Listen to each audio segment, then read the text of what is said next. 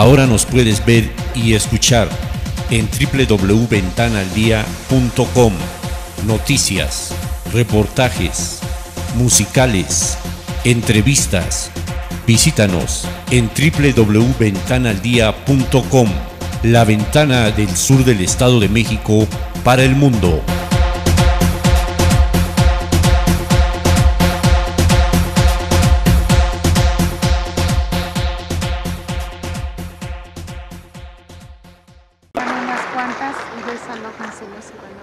Ahora sí que, a propósito de los signos de los tiempos que nos decía el señor nuncio apostólico, es para hablar menos y extender más fuertemente los valores del reino. Cuando el excelentísimo señor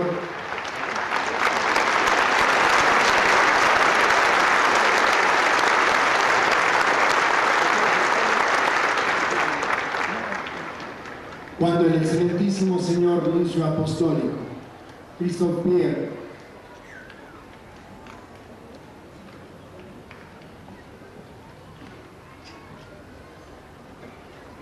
me hizo saber la petición que me hacía su santidad el Papa Benedicto XVI de que asumiera la tarea episcopal para esta nueva diócesis de Tenancingo.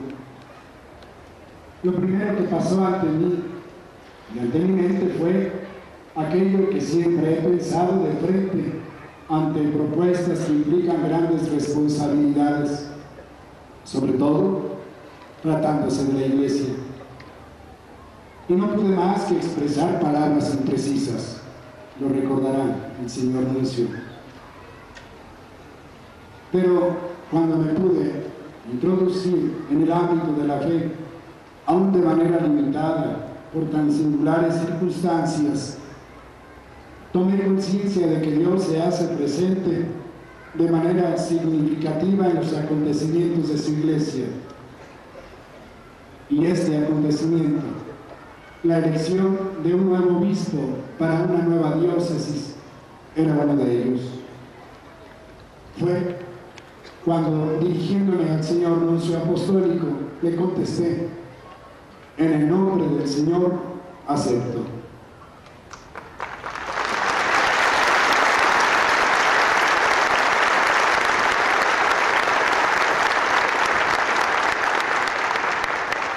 Y cuánta paz he experimentado en medio de tantas novedades suscitadas al contemplarme por la plenitud del sacerdocio de Cristo, en su nombre anunciando las bondades evangélicas, en su nombre bendiciendo y santificando a las personas, a las familias, a las comunidades, los lugares y los tiempos, y en su nombre conduciendo al pueblo de Dios peregrinante en esta naciente y pujante iglesia particular, diócesis de Tenancingo.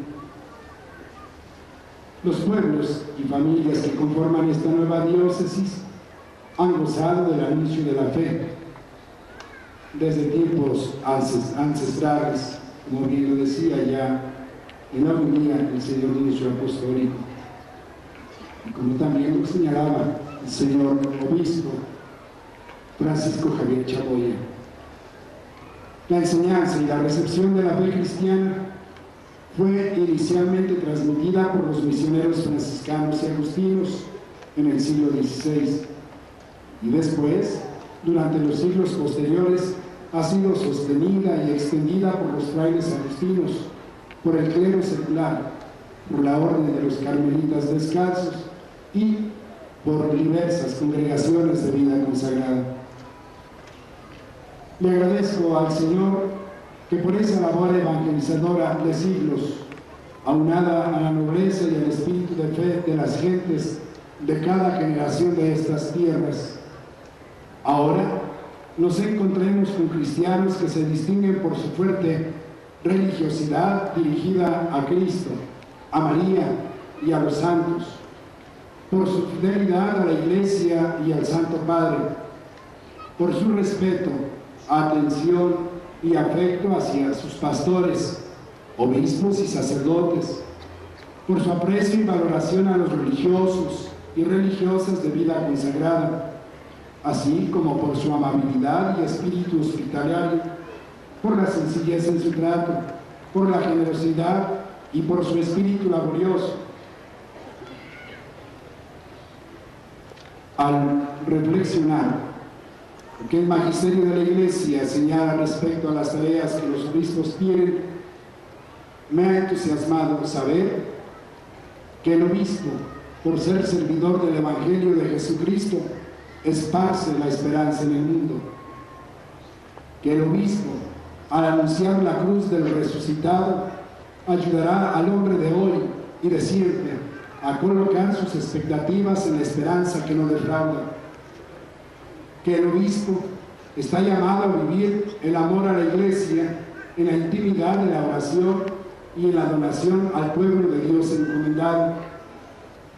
Que el obispo, en virtud de la íntima fraternidad que proviene del sacramento del orden, tiene el deber de cultivar muy especialmente vínculos de comunión con los presbíteros y diáconos. Que el obispo está llamado a hacer de la Iglesia una casa y escuela de comunión. En Jesucristo, camino, verdad y vida, edificaremos la Iglesia diocesana. Será nuestra misión permanente anunciarlo para desencadenar procesos de conversión, comunión y solidaridad. Con María, la discípula misionera perfecta de Jesucristo, trazaremos el itinerario de la fe, pues solo con ella podremos perseverar en la escuela de su Hijo.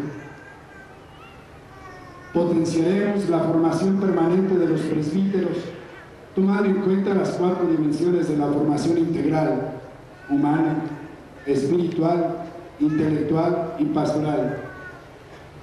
Favoreceremos que los consagrados y consagradas, como discípulos y misioneros, crezcan en el gozo que produce su especial seguimiento de Cristo, asumiendo de acuerdo a sus carismas las exigencias emanadas de Cristo, pobre, casto y obediente.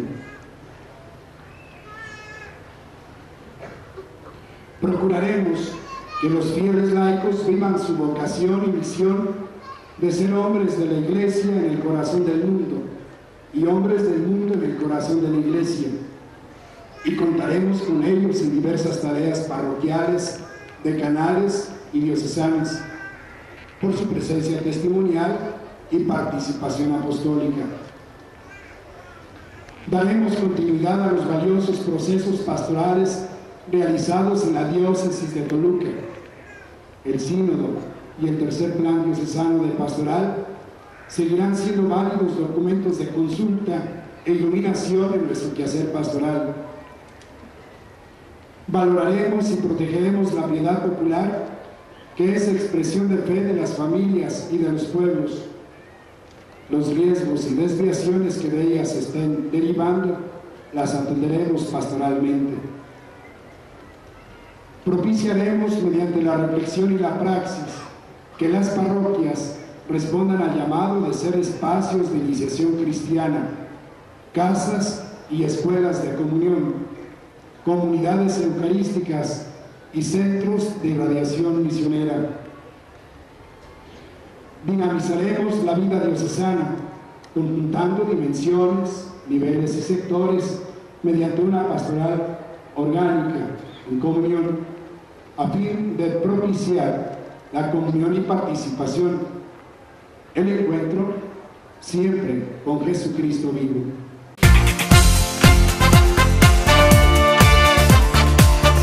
Ventana al Día en Tenancingo, Canal 9, tu imagen.